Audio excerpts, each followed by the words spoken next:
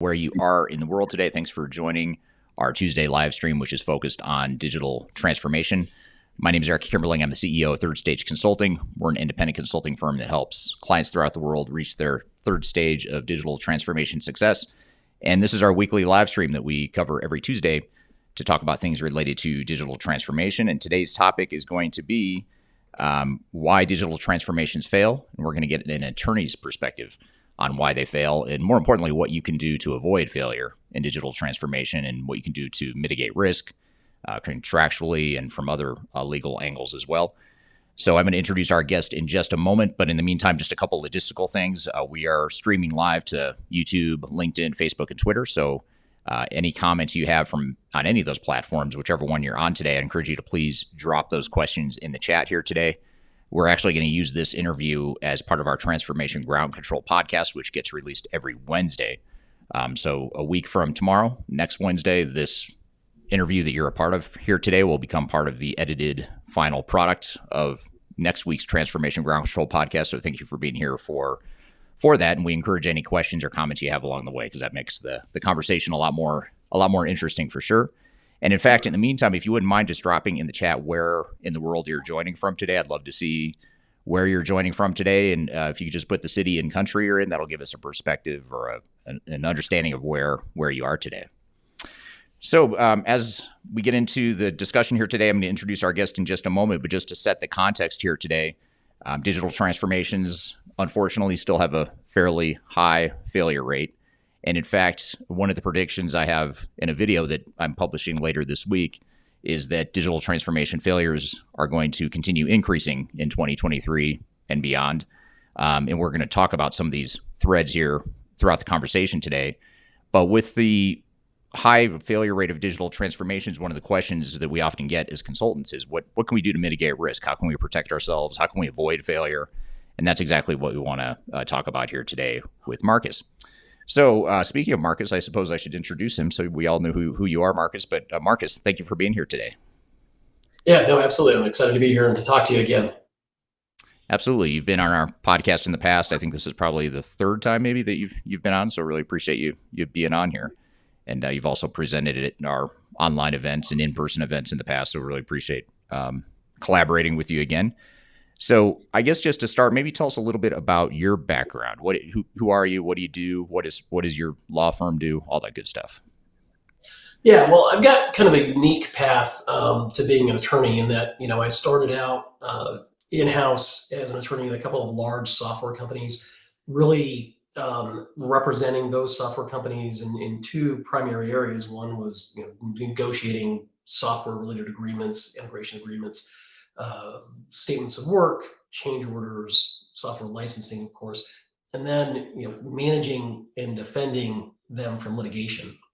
So what that does for me at this point in my career is it gives me a really good understanding of vendor tactics, seeing how salespeople work up close and personal, the things that they've told me, how they try to meet their numbers, and like I said, the tactics they use to sell the software. All of that gives me a wonderful insight into helping my clients today, and this is what I do today, recover damages when they've been victimized by software that's been oversold or implementations that have gone off the rails.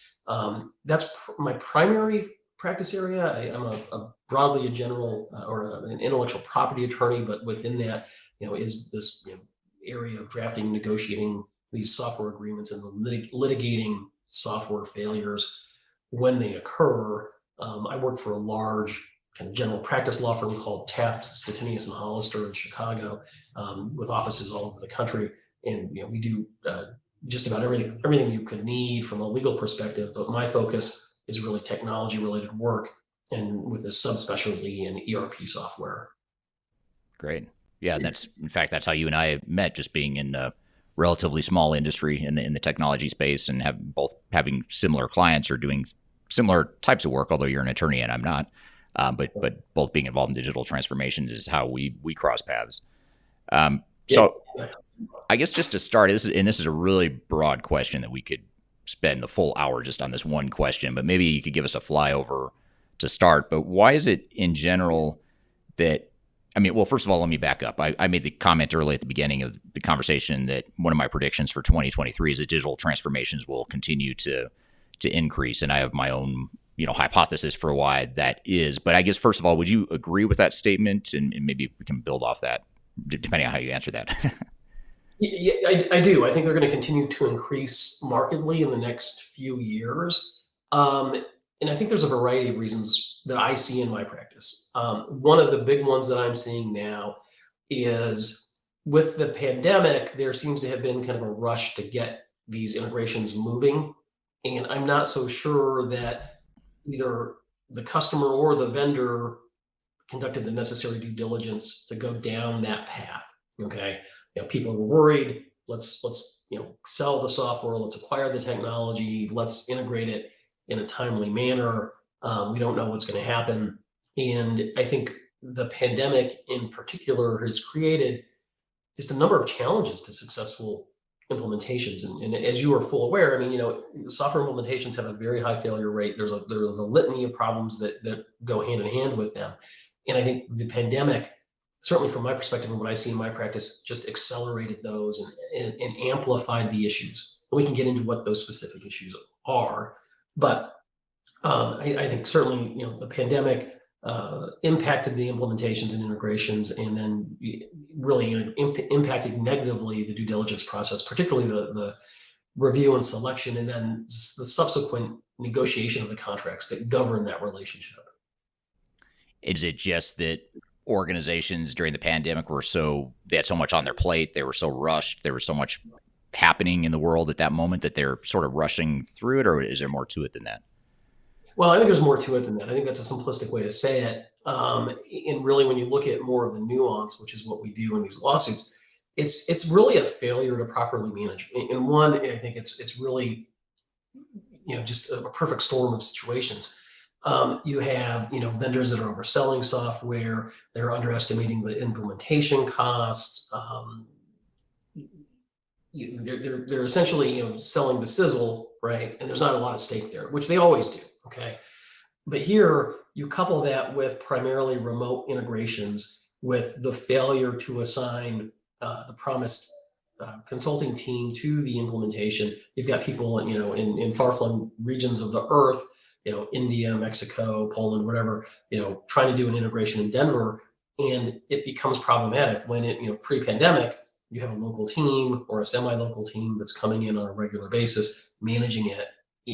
I think that is one of the primary drivers of the failures that we're seeing. It's just a total mismanagement of a project. Everybody's working remotely, and nobody is really focusing the way that they typically would on a huge digital transformation project. Right. So what you're saying is work from home is not all fun and games. It's not all, there's not all bright upside to working at home. There's also a dark side potentially in this case. Oh, absolutely. I think there's a tremendous dark side. I mean, I'm dealing with a failure now where one of the problems is that there was just no management on the vendor side. And I'm sure on the customer side, there were contributing factors. There always is, right? There's always enough blame to go around when something like this fails. But we've got a situation where the team that was promised was all supposed to be based out of California, and lo and behold, they get into the integration. They keep saying, "Well, we can't get our team in. They're on lockdown. They're in quarantine. There's only certain times where they're available that aren't consistent with Mountain Time." I mean, it was just absolutely ridiculous. So there's a whole bunch of drivers like that. I think there's some market factors that are contributing to the problem as well. There's a lot of pressure from vendors to upgrade, to replace aging systems. They're end-of-lifing certain things. So that creates a sense of urgency, which in my view is probably a created sense of urgency to drive revenue. And so, you put all these things together with the difficulty that you're already facing in an integration or an implementation. And like I said, you've got this perfect storm of problems. Yeah. Yeah. And it seems like too that you talked about the vendors creating this potentially false sense of urgency to move to the cloud. It reminds me a lot of Y2K. For those of you that remember Y2K 20 years ago, there was sense of panic in the industry that we have to switch our old systems because, if the two digits switch over to 00 for 2000, all the systems might crash. And what was interesting is, the industry spent, however many billions of dollars on transformations during that time. A lot of them failed for these same reasons.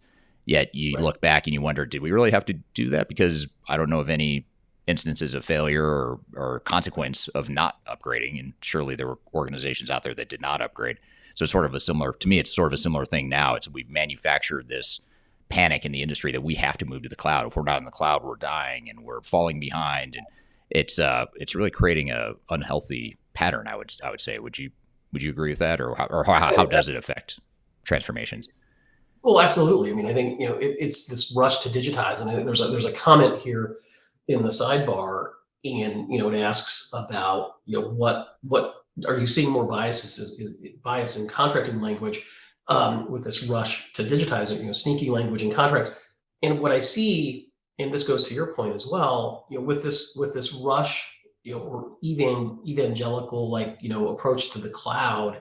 It's really kind of a take it or leave it scenario from a contract perspective. Okay, they give you their document and they say, well, it's a standard product offering across our customer base, so we can't make any changes to this. Microsoft is notorious for doing this. Oracle is notorious for doing this. And so you're stuck with a one-sided contract that provides very little remedies for you in the event that there's a need to manage that vendor contractually, or God forbid, you've got to file a lawsuit.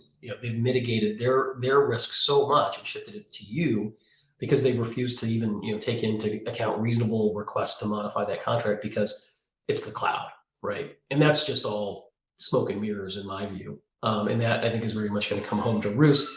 And there's a lot of nuance associated with that comment. But what I do see as far as sneakiness or slipping things in is, and this has always been the case, but we're seeing it more with this remote concept, is that these software demos are now being recorded on a regular basis. So you'll actually see, as the lawyer, and this is a gold mine for me, you'll see the team's demo, you'll see all the attendees, you'll see who's speaking, and I mean, I've always known it was bad. But when you see this evidence in front of you, it's just almost sometimes a smoking gun. I mean, it's, our software can do this. Don't worry about it. Incorporates best practices. We're going to integrate it. It's fully integrated system. It's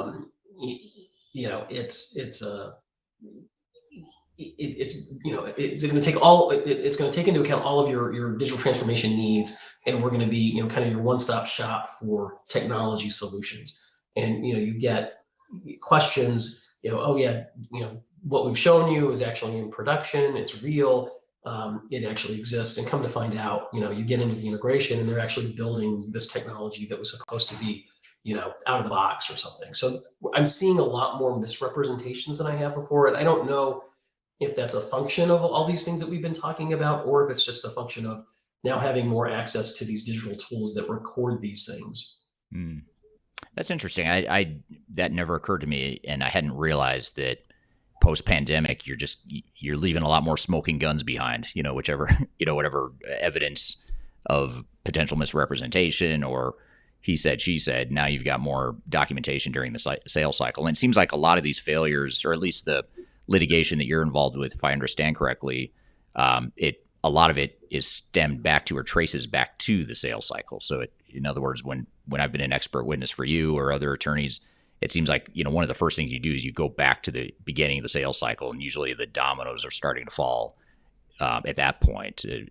Would you agree with that? Or maybe what are some other examples of how that might be true? Well, no, that's exactly right. I mean, the way these contracts are structured, it forces you to have to focus on the sales cycle and the representations that were made. And so when they tell you that the software, it can deliver the earth, the star, the sun, and the moon, that's what you're looking for as an attorney, right? You want the unreasonable misrepresentations.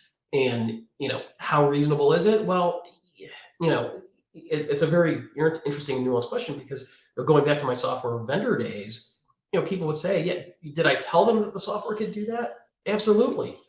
And it can, or it could. It's just depending on how much time and money you want to invest in that piece of software to make it do that. They can customize anything, right? So, I mean, you have to go into these things with realistic expectations and understanding, you know, what you're in for, and having done even just a minimum of due diligence. If you rely on the representations that the salespeople are making, they've got to help you, because you're going to be in for a real tough time when it comes time to deploy that system, or use it, more importantly. Yeah, yeah, absolutely. I want to shift gears just for a second and look at the audience here. I want to thank everyone who commented on where they're joining from today. We have Mohit from Mumbai on LinkedIn. Thank you for being here. Jordy from Grand Forks, North Dakota on LinkedIn. Thank you for being here. Ryan from Denver. Juice from Netherlands. Grand Junction, Colorado. Ghassan from Kuwait. A couple more people from Denver. So thank you everyone who is here today and for dropping in the chat where you're joining from today. I wanted to get to another audience question here, and it's from a company I've heard of. It's called Third Stage Consulting. I know them, but the Third Stage Consulting says, "What are some main red flags in shifting cloud system contracting that organizations should be aware of?" So I guess just looking at the cloud in particular and cloud technology, what are some nuances that are different with cloud solutions that procurement and IT people might not be accustomed to, or what are some of those pitfalls they might fall into contractually? Yeah, I mean, I think the major pitfalls in any of these contracts, and particularly in the cloud, are going to be, the warranties and representations that they're actually making. Okay, a warranty in a software agreement is two things. It's a warranty of time, and it's a warranty of reference. And so when they warrant it, how long is the warranty period?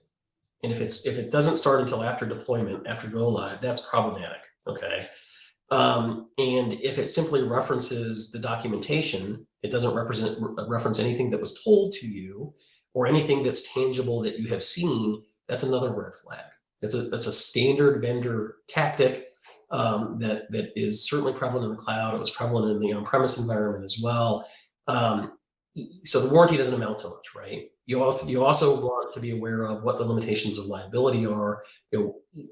If this all goes sideways, right, and I've got to sue, how much money can I get back? Do I get a refund? Do I get some subset of the money that I've spent? Do I get nothing? And it's going to run the gamut. Okay. If you're talking about red flags, I think you need to really pay attention to how willing is that vendor to work with you on unreasonable contract terms. Because to me, I think that sets a tone for the company culture. Okay. If they're not willing to work with you to address what are reasonable issues and concerns that you have, then how are they going to act when they're actually supporting the software, implementing the software for you? What are you getting yourself into? That's something that you really have to be aware of. If you're talking about red flags in that are very specific to the cloud environment, I think you really want to focus on uptime guarantees. So remember, when you're deploying a cloud solution, it's not on your environment, right? It's not on your servers, it's somewhere else. And you have to make sure that it has a certain availability. It needs to be 99.9, 99.5, whatever is reasonable to you. It's got to be up a certain amount of time. It's got to be accessible and usable by you. And here's where the red flag is. If it isn't, what happens? Okay. What are they going to do about it? A lot of times they'll say, well, we'll endeavor to make it available this much time for this amount of time. And if it's not, then we'll endeavor to do something about it.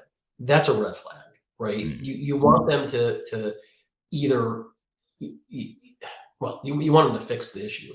And then for the amount of time that it wasn't available, you want to get some sort of a refund or some money back or some sort of a credit, without a doubt, right? It's got to be objective and definable. You don't want it to be like, well, you've got to tell me what the issue is. And then if you don't tell me what the issue is within 3 days, you don't get your credit. I mean, all that's just ridiculous, right?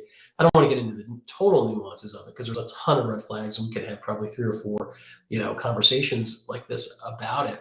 But there's a lot of things to be aware of. And I think, the goal is to use that contract, cut through those red flags, deal with them, wrestle them to the ground, have a contract that serves to manage your relationship with that vendor over the life cycle of that product. Because that's one of the ways you set yourself up for success to avoid a digital transformation failure, is having a contract that serves as a management tool to show them what they're supposed to do when things go sideways. What about one of the things I remember you presenting or talking about in a presentation I've seen you give multiple times at conferences you and I have been at is this whole hyperlink clause. Could you talk about that, because that's fascinating to me, and it always fascinates me that organizations willingly go along with that. Maybe you could explain what it is and why it's a risk. And this is not something we used to see in the on-premise world. Okay, so what they will do is, the whole goal is to be business friendly, to reduce the sales cycles, to reduce the negotiation time, and to give you something that doesn't look menacing, that you can just sign. So they'll send you a one-page order form that looks very, innocuous, and but the kicker is that, on the back page, or somewhere on that document, it's going to reference about, five different URLs, and those URLs are incorporated by reference as a piece of the contract. And so if you start clicking them, the first one clicks to, a 30-page license. The second URL clicks to, 50-page maintenance agreement. Whatever it is, if this document is not simple, it's actually super complicated. It turns into, a 200-page contract that, if they were to give it to you on paper, you would be alarmed. Okay. But because it's presented to you, as a one-page, PDF DocuSign, you think, oh, I don't need to send this to my legal department, or, I'll send it to my legal department and they should be able to turn this around in a week or so. That is the wrong approach, right? I mean, if you're spending any significant amount of money on a digital transformation, a software product, a vendor, you've got to do the due diligence from the legal side to make sure you're mitigating the risk. And the risk mitigation, or the amount of legal spend, should be directly proportional to either the cost of the solution, excuse me, or it should be directly proportional to the amount of risk that presents. You could be spending, $150,000 on a piece of software that's mission critical and shuts down your business for 3 months. That's something that you should spend a lot of money negotiating or reviewing, right? So the cost of the solution doesn't necessarily indicate the risk associated with it, but it's a good guideline. And you've also talked about how some of those hyperlink or URL documents that you're agreeing to, you're signing off on that one pager you talked about, and that one pager refers to other documents that are sort of separate but part of that agreement. I've also heard you talk about how a lot of times there's a clause in there that says they can update those terms unilaterally. Could you maybe explain that and what the risks are there? Yeah, no, and that's a good point. I'm glad you brought me back to that. And that's an incredible problem, okay? Because you think what you have signed is a static contract, an agreement, right? But there's this clause in there that says, oh, by the way, we don't care what you signed yesterday. Today, we can go ahead and unilaterally change the terms and conditions, and you're bound by it regardless of having reviewed it or not.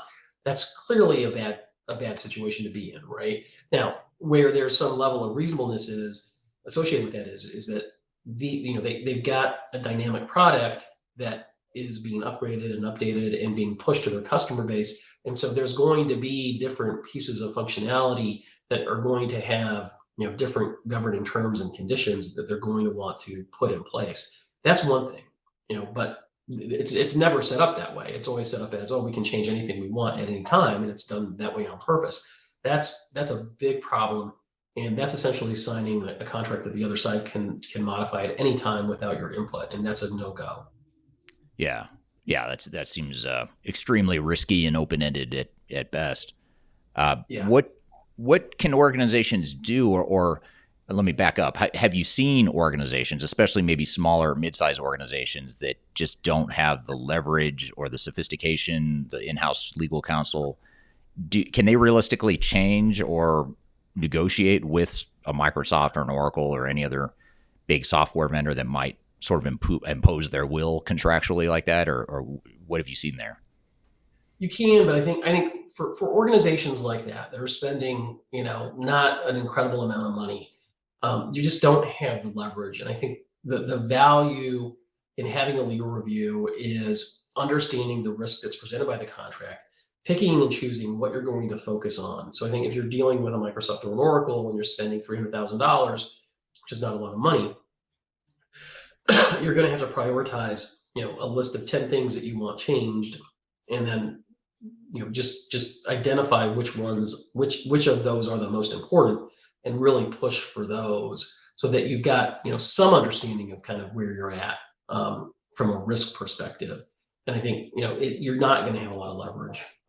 One of the big red flags, as I think about it now, and this is applicable to a lot of smaller companies, is they finance these deals.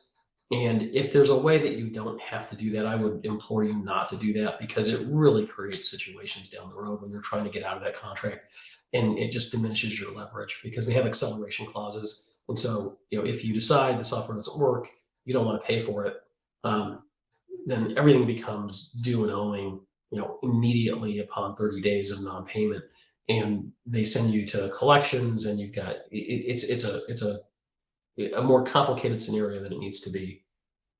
Right. Yeah, it makes total sense. Gassan on LinkedIn has an interesting question, and I'll maybe piggyback a part 2 of this question. But can one insure an ERP project in case it goes sour? And if not, what's the next best thing? That's a very interesting question, and in fact, I've never seen that raised. So, kudos to you for bringing that up. I have no clue as to whether you can insure against the failure of a project. That's a good question. That's something I'm going to research. Have you seen that, Eric? I've not, but part of me thinks it would be an interesting business model, but then another part of me would be terrified if I were the insurance provider, because you think of these massive payouts that might that are likely to be at stake. And I have a 16-year-old son who just turned 16, and he just started driving about 2 weeks ago. And he has had his car for 2 weeks. His insurance is through the roof. Obviously, his insurance costs more than my wife and I combined, and he's already had his car hit once, and so we can only imagine it's going to go up even more. So it just reminds me of like insuring something that has a very high risk of having a problem or a claim on it. I haven't seen it, but you and I have talked about other things in the meantime until maybe there is an insurance policy industry that develops around the industry.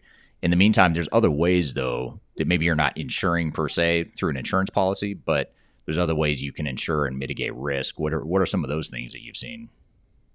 Yeah, I mean, I think you really have to have a realistic understanding of what you're getting yourself into.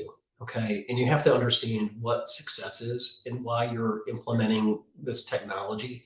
Because, there, and I've heard you talk about this, there really is no silver bullet, right? And if you're expecting the technology to be a silver bullet, you're doing the opposite of ensuring against failure. And I think you're almost kind of just walking right into an untenable situation. You've got to have a realistic expectation of how the software is going to drive, business initiatives and business success.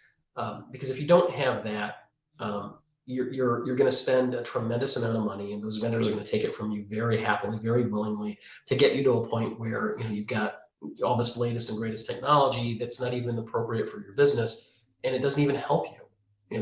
I mean, there's different ways to define success and to define failure. From a contractual standpoint, I think it's simple. I mean, put in place the necessary tools to manage that vendor throughout that process and account for all of the things that go wrong.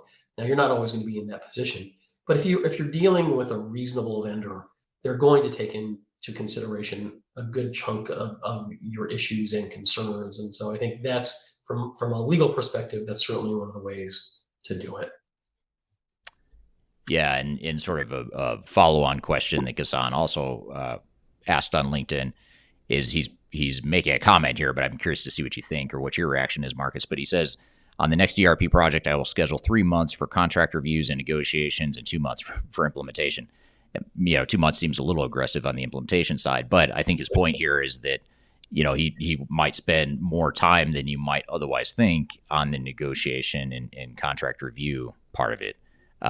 Maybe help us understand, how long could an organization realistically, if they do it right and they're thorough and they're pushing back, they're negotiating, they're protecting themselves. If they do it right and they're not rushed, what's like a general time frame or range of time it might take to do that? I think 2 to 3 months is realistic.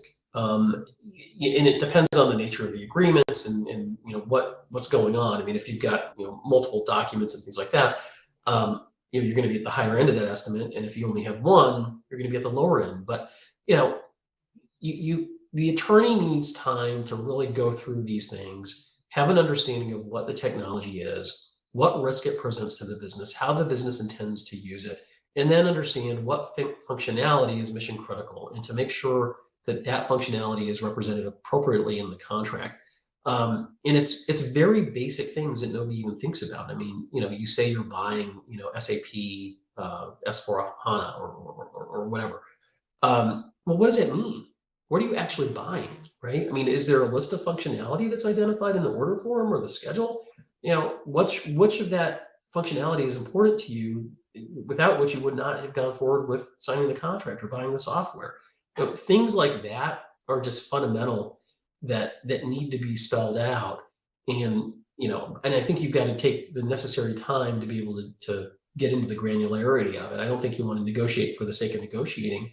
But these companies are used to having their contracts negotiated, and I think if it's a simple agreement, you should allocate a month. If it's more complicated, 2 to 3 months, and I think that's right. There's a whole other side of his question about whether a 2 month implementation is reasonable or not. And I think from a software vendor's perspective, yes, sure, we can implement our technology really really fast. Whether you're going to be able to use it in any meaningful way, within 2 months or 6 months is a totally different question. So Yeah. yeah, Yeah. They're on the hook oftentimes for delivering working, functioning technology, but the technology working and the technology working for your business are two different things. So absolutely. how do you protect against that? Because I could be a software vendor and deliver a perfectly designed, bug-free solution that's stable, it performs, does everything that it should do, but it doesn't align with my business. It creates disruption in my business. It creates other problems that, of course, are unintentional. How do you bridge that gap between working technical solution and working business solution? Well, I think you've got to have kind of a patchwork quilt solution to that. And what I mean by that is you want to make sure that in your statements of work, um, you've got, robust user acceptance testing criteria, and it's all spelled out as to, what happens when it doesn't meet the specifications or the mutually agreed upon development document that you put in place for the piece of functionality. You want to make sure that you've got a robust and reasonable warranty. You want to make sure you've got change orders that can address all of that stuff. And it's testing. But the challenge today, and I've got this right now with a project, is the rise of agile software development and these sprints that they do. Um, I think the fundamental challenge with that is, when you're doing a project with an agile software development methodology, is you see, if you're building a person, you see a finger 1 week, then you see a foot the next, you might see a torso or a leg, and you're testing it, but then you don't know how it all fits together until the very end, and that may not work at all. So Right. I think you know that creates its own issues. But in a word, I think it's this patchwork quilt of having good contractual language, methodologies for testing the software, methodologies for remedying software that doesn't meet mutually agreed upon specifications, and that's something that your lawyer can help you with, and that is really critical these days. Yeah, you're hitting on a really interesting and important nuance, because a lot of what we've talked about so far in this conversation has been more like on the software side. Those are the software vendor side, but there's also the system integrator or the implementer, which may or is likely to be a separate third party, separate from the software vendor. And you could have a system integrator or an implementer that does everything they said they would do in the contract. Contractually, it's tight. They did A, B, and C, but the problem is the contract or the statement of work says the wrong things. It's not, even though they met the terms of the contract. To your point, they agreed to do. They said they would take an agile approach, and they took an agile approach. They said they would test each of the individual units of the software. They did that, but they didn't do the integration testing, or they didn't do these other things that were never in the contract. How do you Right. how do you kind of bridge that gap between sort of the, call it the science of the contracts, which is everything that's listed in the contract was accounted for, versus the art of it, which is, yeah, you did everything that was in the contract, but there's things that you should have been doing that in hindsight you probably should have put in the contract as well. So how do you advise organizations on that? Well, it's really challenging, right? Because you're almost a broken record and you're saying, look, this needs to be in the contract. Everybody wants to get the deal signed quickly. There's, incentives, monetary incentives, discounts to get that contract signed by the end of the year or by the end of the quarter. And so nobody wants to really focus too much on it. And they're thinking, well, we know what we're doing and we're going to be good at it. And, we don't need that level of granularity. When in reality, I think you do, and it's nice to have. But if you don't have it in the contract, I mean, you've got to make, you know, sure that you have very seasoned and experienced consultants on your side as the customer, right? You've got to have a project manager that really knows what they're doing and is going to be able to hold their feet to the fire. Because I think what you end up happening a lot of times is not only does the software get oversold, it's the services that get oversold. Okay, so I've got a case now where what the customer is in a new industry vertical for this particular vendor, and this is not a perfect example because it's a vendor slash software provider at the same time. So it's all one throat to choke, so to speak. But they say, oh, we've got an incredible amount of industry experience, and we've done this many, many times before. Come to find out, they've never done it in this particular scenario. They're not assigning the right people. There's other projects that are more important, more lucrative. They're reassigning resources and consultants to these other projects instead of having them, have a consistent tenure on the customer's project. So if that's what you're up against on the vendor side, many times, right? You're not getting the A team, you're getting the D team. Okay, you're getting people that not only don't understand your industry, they're new to the technology or the software or the product, and so you have to compensate and anticipate that that's going to be the case by having very good people on your side to the extent you can. Right. Right. And I know we've talked a lot about litigation, how you get involved with litigation when things go south, things end up being a failure, or someone's angry with the other party and they decide to file a lawsuit. That's where you often get involved. But you also get involved earlier in the process as well, don't you? Like, I mean, in other words, is it too early to hire someone like you to, especially if you don't have a super sophisticated internal general counsel, or your general counsel is probably likely not used to dealing with these sorts of contracts and these sorts of nuances you're talking about. But is that something that people listening here today can do? Can they hire someone like you to take a look at the Yeah, contracts and give them advice more from a legal and risk mitigation perspective? I think you need to get your attorneys involved way sooner than you actually think that you need to get them involved. There's an old saying in my industry, it's early legal advice is not expensive. Okay. Right. It's late legal advice that is incredibly expensive. So if you get your attorney involved, he's looking at your RFI or RFP, he's looking at your requirements for the software. He's involved in the software selection process to some extent. That should help you. And it's going to have the overall effect of mitigating the likelihood of a failure down the road, because they should be able to kind of see this from an objective standpoint and cut through the BS of the vendors. So yeah, I mean, I think if you can actually have your attorneys develop an RFI for you or an RFP. A lot of times people will go to independent consultants that specialize in software selection to get that done. And I think that's what services that you guys actually provide.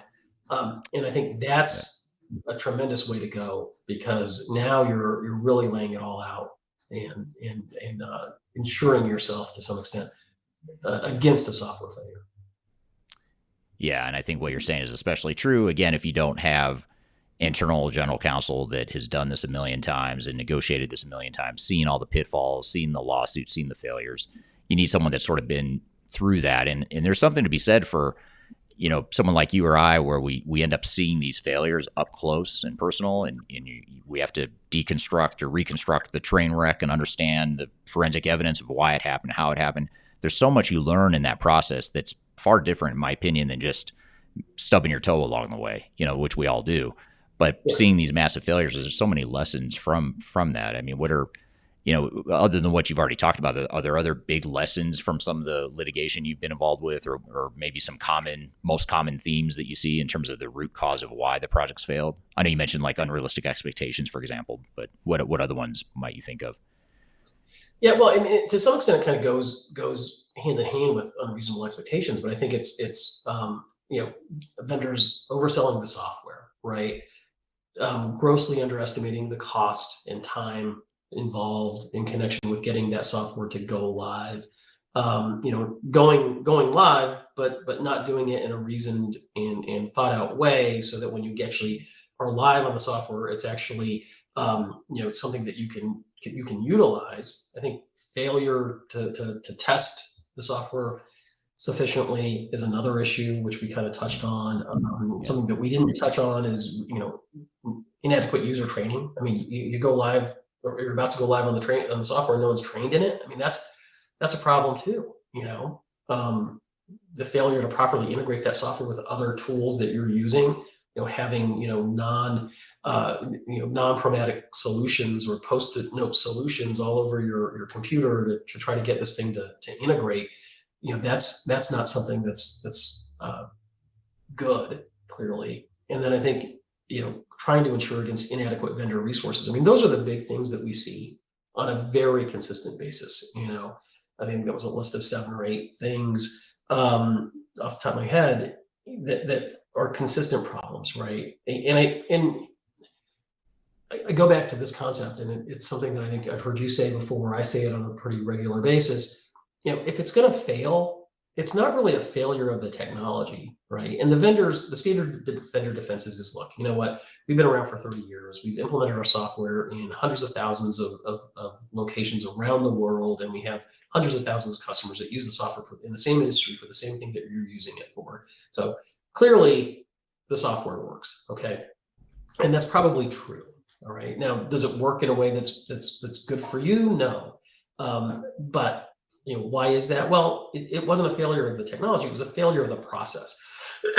Excuse me. It was a failure of people, right? And so when you have a digital transformation failure, it's not so much a failure of technology. It's a failure of the people managing the process. And that's what I think you really want to account for when you're thinking about how to be successful, when you're thinking about how to negotiate these contracts, is to put those checkpoints in the contracts to manage the teams and make sure they're doing what they're supposed to be doing in an objective, measurable way.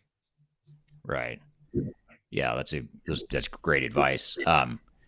What about you? You alluded to this a moment ago, Marcus. You talked about how the vendor's promising the A team, doesn't deliver the A team.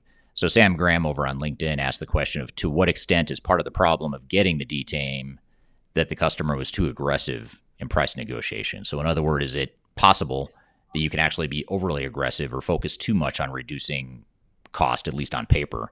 And what are some of the ways to mitigate that?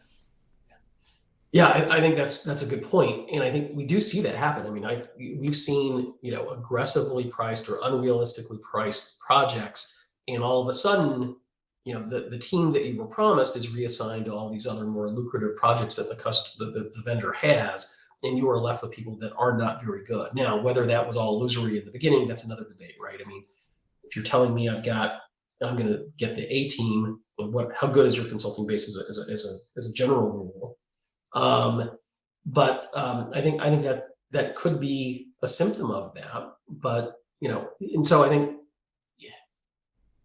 there's an old adage: you get what you pay for, right? And right. I think there is truth to that. But as a customer, you don't know that. I mean, you're just trying to get a reasonable low price to get this thing accomplished. And if that price is too aggressive, then there's going to be a risk associated with that, I think. And we've seen that. And there's a case that you and I worked on a long time ago where the vendor had made some commitments via pricing and timelines and all sorts of other things that were just way unrealistic. And because they were trying to meet those contractual obligations, I think that was one of the contributors to the failure. So yeah, we do see that sometimes. Yeah, absolutely. What about, here's a really interesting question that I don't think you and I have ever touched on this in our discussions in the past, or at least not that I recall, but this is from Ghassan on LinkedIn. He says, zero code, no code solutions that allow client to make no code may disqualify the warranty. It's a trap. So maybe just broadening that a little bit. You've got vendors that obviously offer customization tools, configuration tools, and then now, there's a big movement towards this whole low code, no code concept. Have you seen cases where organizations, whether it's through low code, no code, or customization, configuration, or whatever, have you seen organizations that are changing the software to fit their business needs, but somehow they invalidate the warranty or somehow they create more problems, at least from a legal perspective, than they solve potentially? I haven't seen that specifically, though I've seen language like that in the contracts. It hasn't come up yet as a defense to a warranty claim. It's a matter of time, and we will see it in the very near future.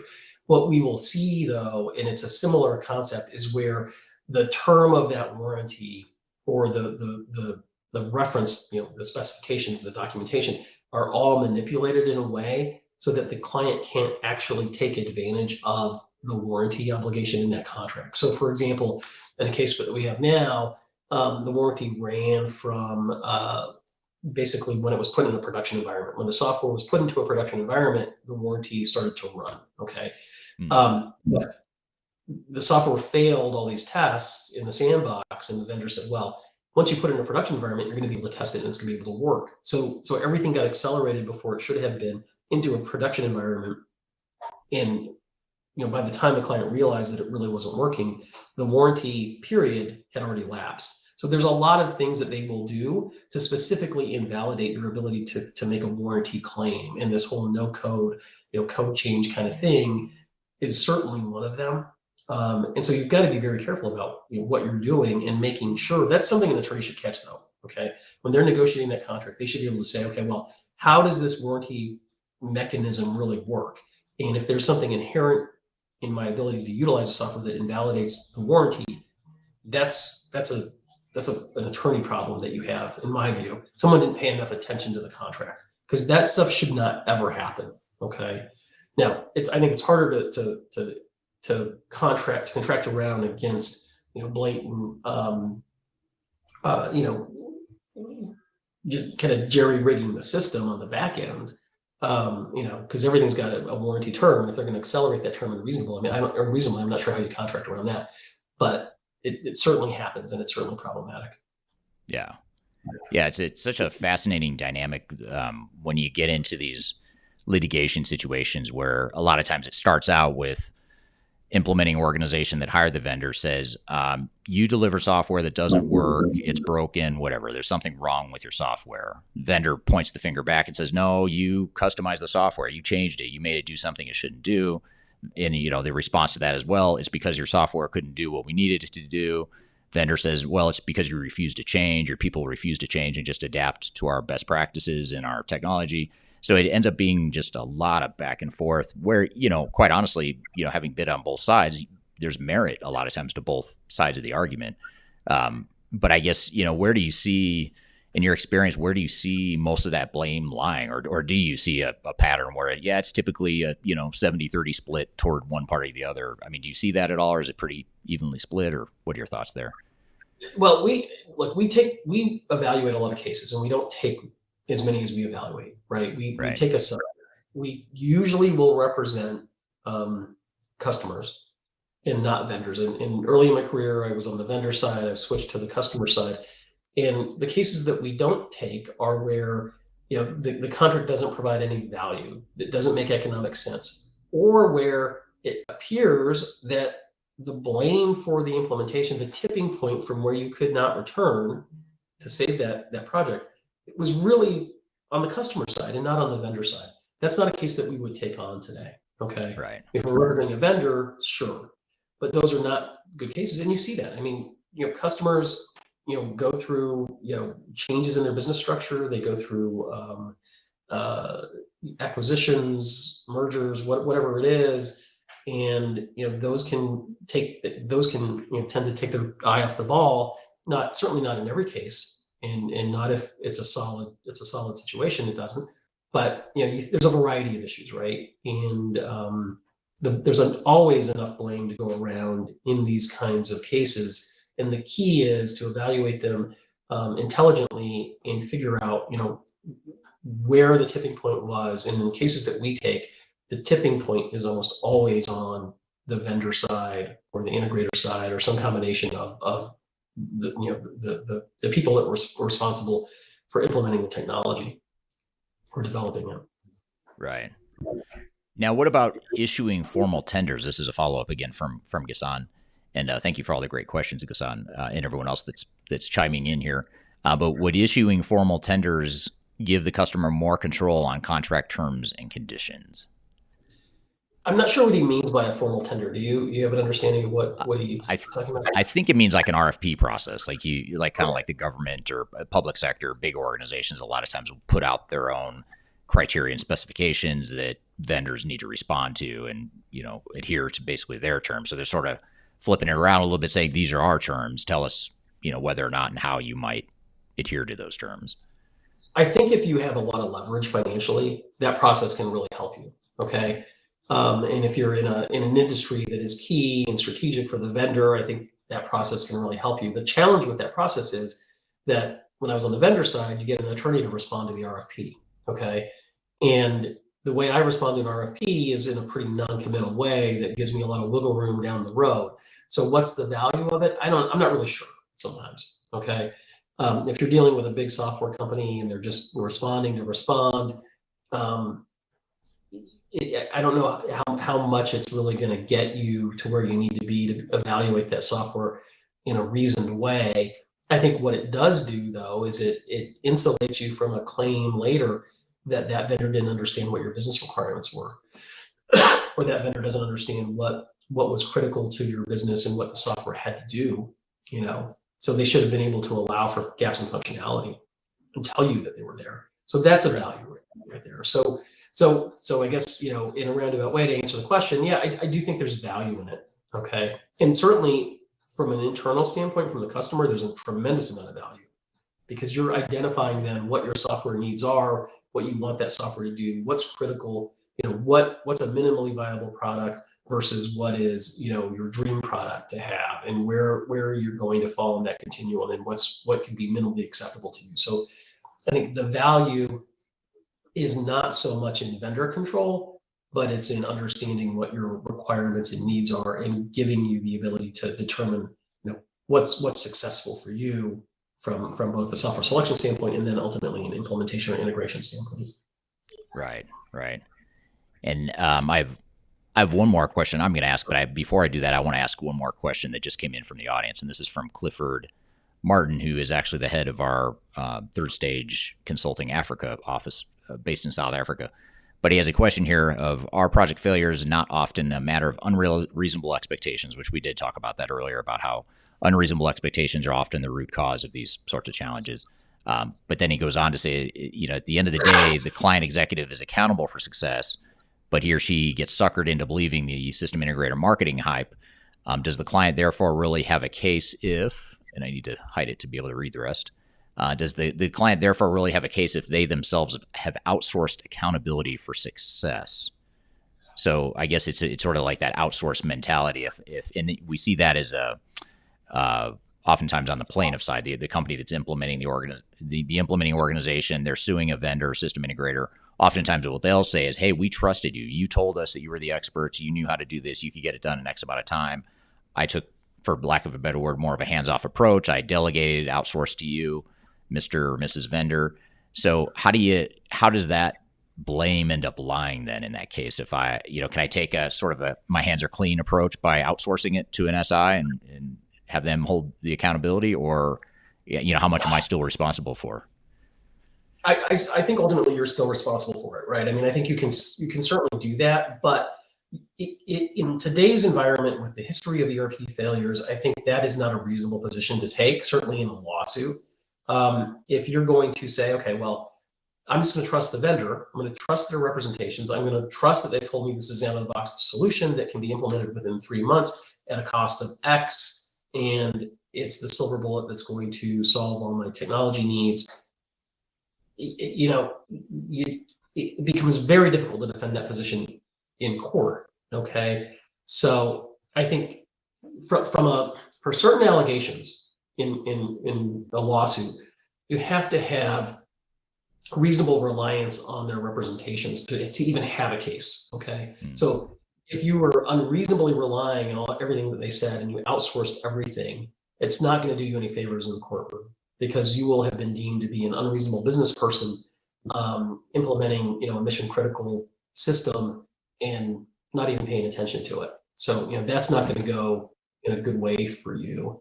So I think, it's incumbent upon you, even when they are saying that, to be skeptical, to look at them with a jaundiced eye, so to speak, and really test, verify, and make sure that they can live up to the obligations and that they are living up to the obligations and representations that they've made to you and the obligations they have in the contract.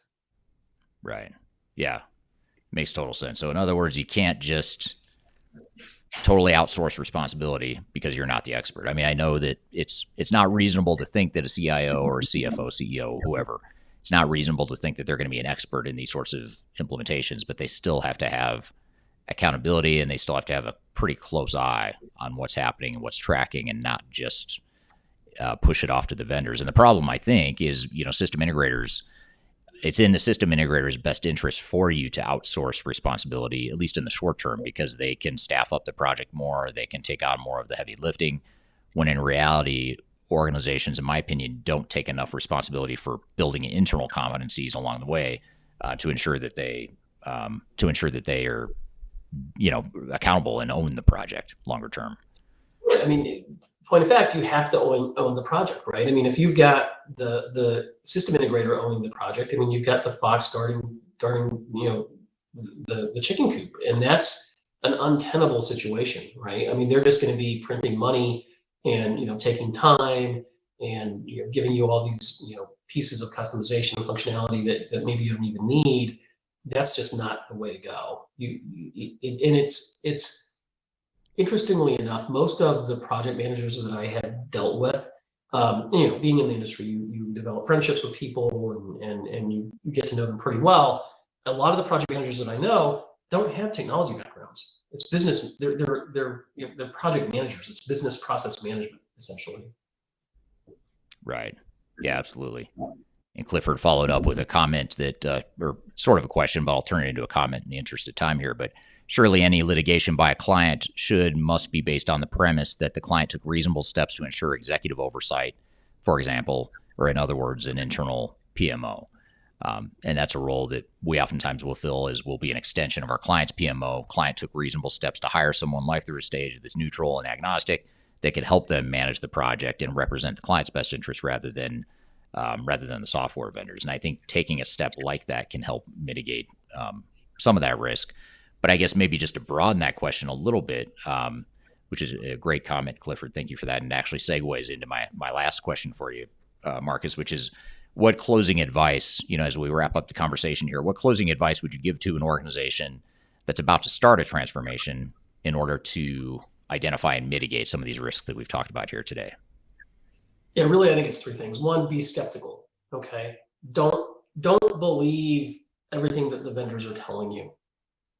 Invest the time to put contracts in place that manage that process. Okay, and then take the time to manage the project during the life cycle of that integration or implementation. Because if you're just going to sit back, wash your hands of it, hope to get something that's going to work at the end of the day, you're setting yourself up for failure, right? I mean, I think, just in sum, I mean, be active about this and be engaged in it. It's your project, and you do have to take a level of ownership in that project to make it successful. Because if you don't, it's not going to be a success. Yeah, that's a great. I mean, if I were to pick kind of one thing to summarize, it's like I think you just said it.